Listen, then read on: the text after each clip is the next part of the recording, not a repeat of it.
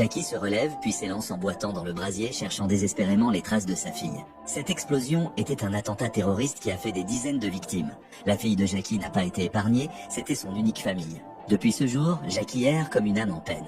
Il pensait que les coupables seraient rapidement arrêtés, mais les autorités locales restent totalement inactives. Sans autre recours, Jackie se rend quotidiennement au commissariat pour obtenir des informations. Après 5 jours d'insistance, le commissaire, sous la pression médiatique, finit par le recevoir. Mais il se contente de réponses évasives, expliquant que l'enquête prend du temps et demandant à Jackie de faire preuve de patience. Jackie sort alors d'un sac en papier toutes ses économies, espérant obtenir le nom des assassins. Face à une telle détermination, le commissaire consent à partager les informations dont il dispose. L'attentat a été orchestré par une organisation terroriste appelée Pierre Noire.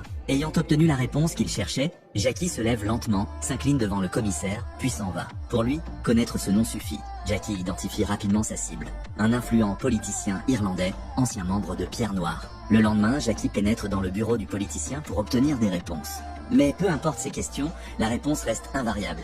Il ne sait rien sur les assassins. Face à ce mur, Jackie n'insiste pas. Il se contente de lancer « Vous le regretterez ?» avant de partir. Au lieu de descendre, Jackie se rend aux toilettes. Il sort du nitrate d'ammonium préparé à l'avance, attache une corde autour du flacon qu'il suspend dans les airs. Il casse une cigarette, y insère une allumette, puis la fixe sur la corde. Voilà comment il fabrique une bombe artisanale à retardement. Jackie allume la cigarette et quitte calmement les lieux.